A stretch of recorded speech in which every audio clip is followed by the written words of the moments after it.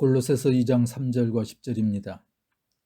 그리스도 안에는 모든 지혜와 지식의 보화가 감추어져 있습니다. 여러분도 그분 안에서 충만함을 받았습니다. 그리스도는 모든 통치와 권세의 머리이십니다. 아멘. 인류에게 찾아온 세 번째 팬데믹의 코로나 바이러스가 3년째가 되는 2022년도 여전히 코로나의 위험과 미래의 불안으로 그리스도가 오심으로 하늘에는 영광, 땅에는 평화를 허락하셨지만 평화롭지 못한 한 해의 끝자락을 맞이하고 있습니다. 첫 번째 성탄은 구약의 약속의 말씀을 따라 아기 예수님이 탄생하였습니다.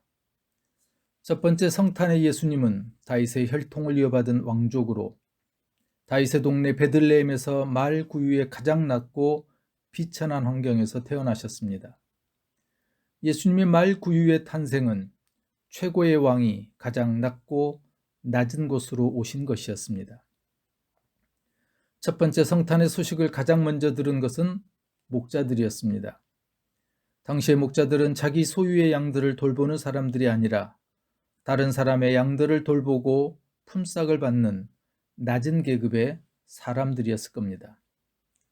천사들은 낮은 곳에 있는 목자들을 찾아가서 예수님의 탄생 소식을 알렸습니다.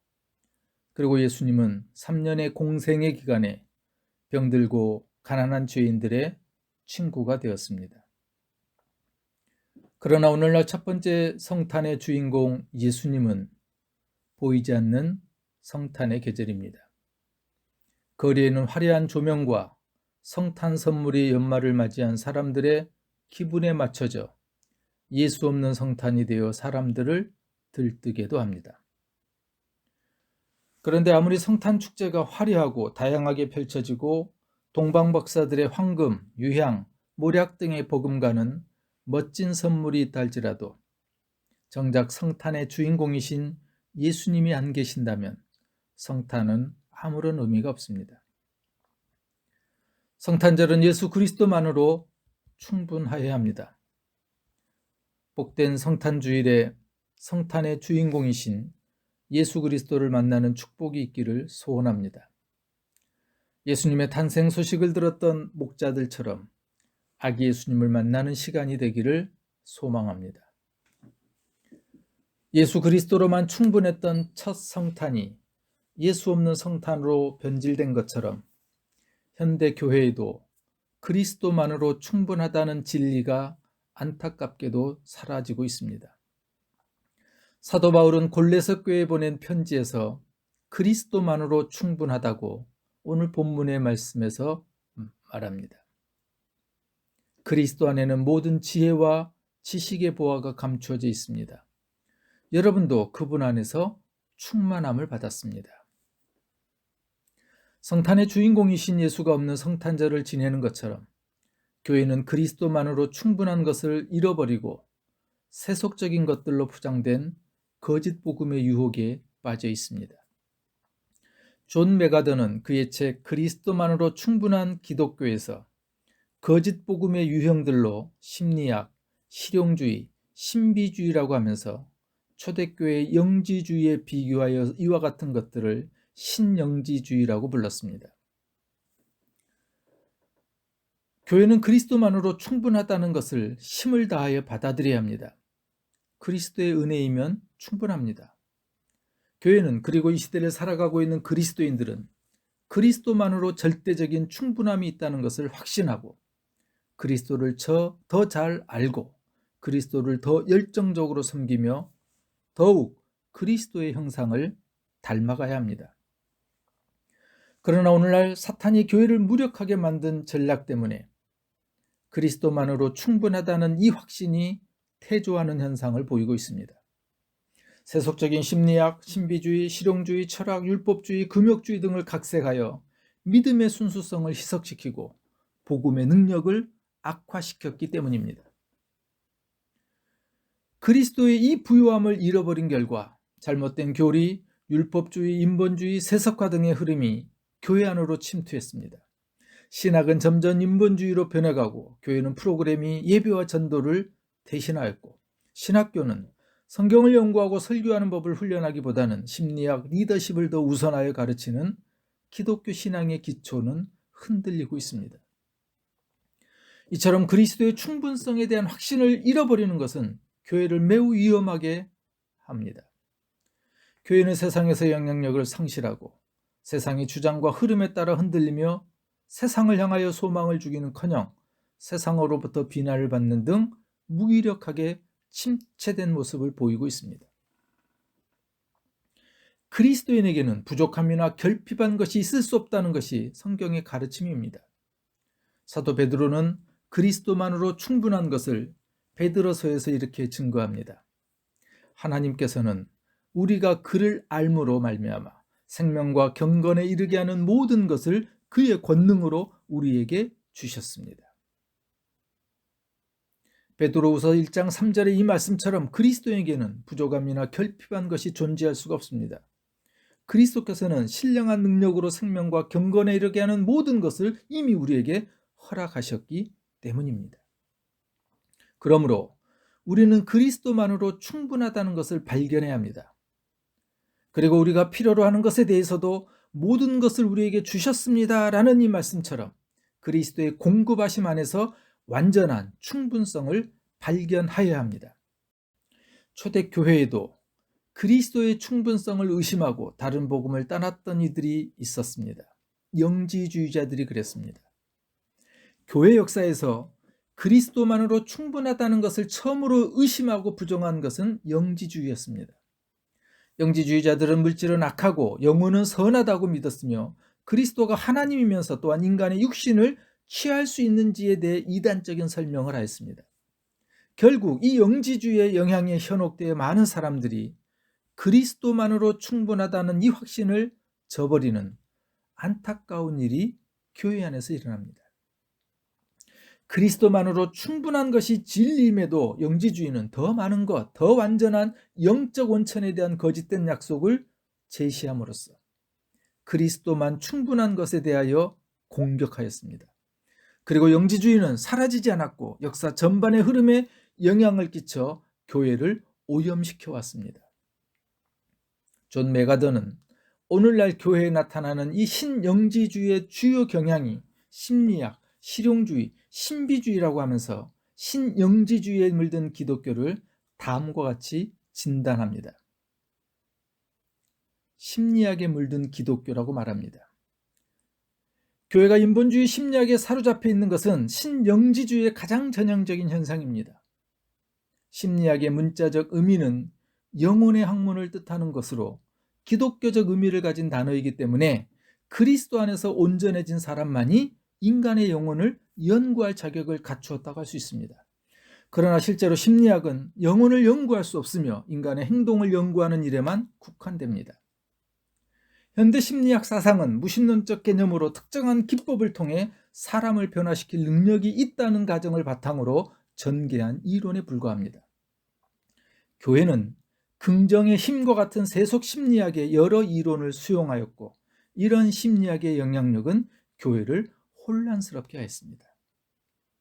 일반 심리학은 무신론적인 가정과 진화론적인 기초를 바탕으로 사람을 피상적으로 일시적인 차원에서만 다룰 수 있습니다. 인본적인 심리학의 특정한 기법들은 정신적인 충격이나 의존 현상을 줄이고 행동을 수정하는 데 기여할 수는 있습니다. 그러나 진정한 심리학은 영혼을 이해하고 변화시킬 수 있는 성경적으로 성화된 그리스도인만이 할 수 있습니다. 그러나 오늘날 인본주의적인 갖가지 치료법과 이론을 내세운 기독교 심리학이 교회의 가르침 속에 들어오면서 행동 수정과 성화의 경계선이 모호해졌습니다. 일반 심리학의 이론은 사탄이 교회 안에 심어둔 인간적인 개념들이기 때문에 교회가 일반 심리학의 이론을 전적으로 수용하는 것은 심각한 위협이 될 수 있습니다. 전통적인 기독교 상담자들이 문제 해결을 위하여 성경 읽기와 기도, 성령, 은혜였지만 오늘날에는 말씀, 기도, 성령, 은혜가 진정으로 사람들의 고통을 치유하지 못하는 불충분한 해결책으로 과소평가하고 있기 때문입니다. 교회는 어리석게도 무신론적인 진화 이론과 같은 이 과학적이지 않은 심리학 이론들에 물들어 버렸고 세속적인 지혜를 받아들여 성경의 충분성과 그리스도만으로 충분하다는 기독교 심리학의 원리를 훼손해 버렸습니다. 일반 심리학의 심리치료가 하나님의 주된 은혜의 방편인 말씀을 대신하게 될 때 사람들은 자신의 문제와 해결을 위한 성경적 관점에서 점점 멀어지게 될 것입니다. 심리학에 물든 교회가 빠질 수 있는 위험성이 바로 그것입니다. 오직 성경과 그리스도만으로 충분합니다. 마음을 변화시키고 죄의 속박을 끊어버리는 것은 하나님의 말씀의 능력뿐입니다. 그러나 신영지주의는 성경만으로 충분하다고 믿는 사람들을 비하하며 영혼의 문제의 진정한 해답의 지식을 독점하고 있다고 주장합니다. 교회는 신영지주의자들의 거짓된 주장을 경계하고 현혹되지 말아야 합니다. 실용주의에 물든 교회 모습입니다. 실용주의의 영향을 받은 교회들은 거의 모든 형태의 프로그램을 불신자들을 끌어모으는 목적으로 앞세워 정당화해버렸습니다. 초대교회는 예배하고 기도하고 교제하며 가르침을 받기 위해 모였고 전도하기 위해서 흩어졌습니다. 그러나 오늘날의 실용주의에 물든 교회들은 교회 예배의 새로운 방법과 혁신적인 프로그램 등으로 불신자의 입맛에 맞도록 즐겁게 하야 한다고 말합니다.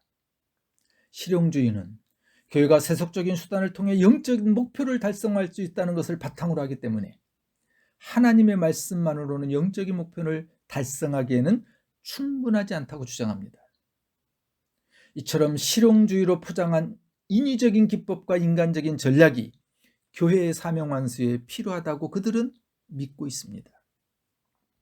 오늘날 세속사의 거의 모든 유행을 모방한 교회는 하나님의 말씀으로 설득되지 않는 불신자들을 유인하기 위한 여러 계획과 다양한 프로그램을 생각하고 자유주의적이고 인본주의적인 방법을 선택하였습니다.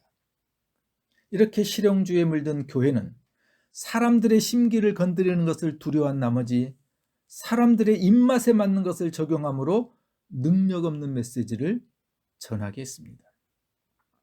바울은 이처럼 실용주의에 물든 갈라디아 교회를 향해서 갈라디아 1장 10절에서 이렇게 책망했습니다.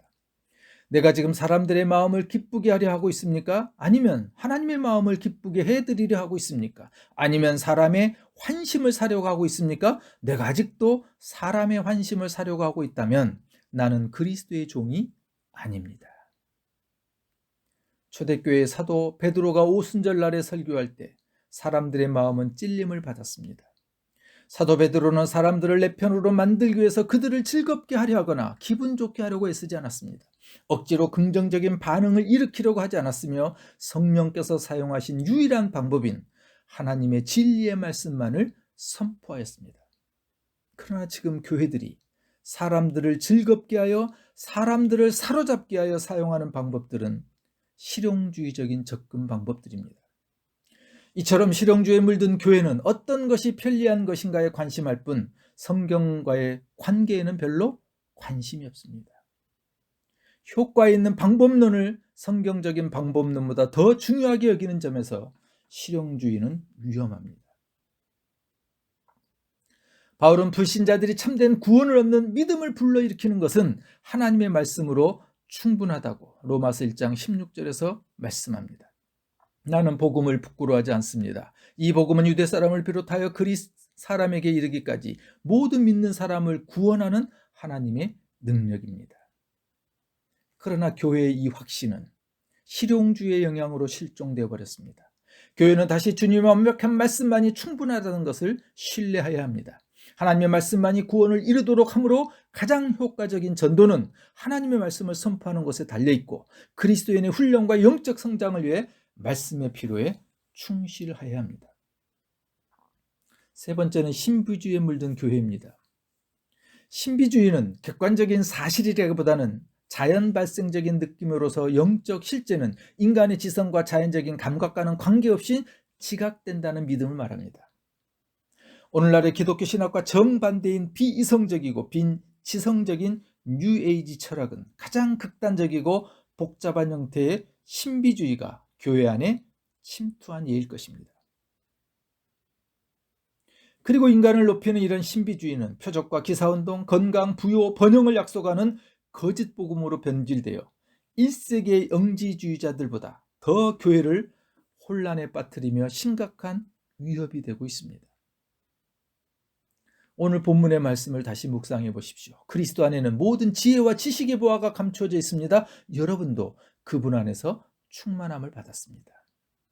우리에게 필요한 것은 그리스도 안에 감춰져 있으므로 그리스도를 소유하는 것이 모든 영적인 원천을 소유하는 것을 기억해야 합니다. 그리고 무엇인가를 덧붙이려 하지 말고 그리스도 안에서 이미 허락받은 것을 사용하는 것을 배우면 됩니다. 바울은 초기 형태의 영지주의의 영향을 받았던 골로새 교회에 보내는 편지를 통해서 골로새에 있는 이단들이 주장하는 거짓된 가르침에 대해서 성경적인 기독론을 보여주는 것이 가장 좋은 변증이라고 말했습니다. 골로새 이단들은 그리스도만으로 사람을 가장 높은 경지로 끌어올릴 수 없다고 주장하면서 철학, 율법주의, 신비주의, 금욕주의 등의 거짓된 영적 첨가물을 지지했던 겁니다. 그러나 사도 바울은 그리스도 안에 지혜와 지식의 모든 보화가 감춰져 있다라고 말합니다. 그리스도 안에는 지혜와 지식의 모든 보화가 감춰져 있습니다. 오늘날 교회를 간교하게 약화시키고 때로는 심각하게 흔들어대는 새로운 영지주의의 이 광범위한 위협 앞에 교회는 세상의 소망을 주기는커녕 영향력을 잃어버렸습니다. 그럴듯하게 포장하여 하나님의 말씀의 진리를 왜곡하고 있는 비기독교적인 이념들에 대해 대항하지 못하고 있습니다. 세상을 변화시킬 만한 대안을 찾지 못하고 있습니다. 그러나 1세기 초대교회는 영지주의 이단에 대항했습니다. 교회는 오늘날의 새로운 영지주의에 대해서 맞서야 합니다. 초대교회 지도자들이 하나님의 말씀과 기도에 전무하여 영지주의에 맞섰던 것처럼 오늘의 교회는 하나님의 말씀으로 맞서야 하고 그것은 그리스도로만 충분하다는 것을 인식하는 것입니다. 그리스도에는 부족함이 없으신 그리스도 안에서 놀라운 유업을 소유한 그리스도의 부유함으로 살아야 합니다. 성탄은 크리스마스의 캐럴과 선물, 연말 분위기로 호화스럽지만 성탄절의 주인이신 예수 그리스도만으로 충분합니다. 성탄절은 예수 그리스도만으로 충분하여야 합니다. 복된 성탄주일에 성탄의 주인공이신 예수 그리스도를 만나는 축복이 있기를 소원합니다. 예수님의 탄생 소식을 들었던 목자들처럼 아기 예수님을 만나는 복된 성탄이 되시기를 소망합니다.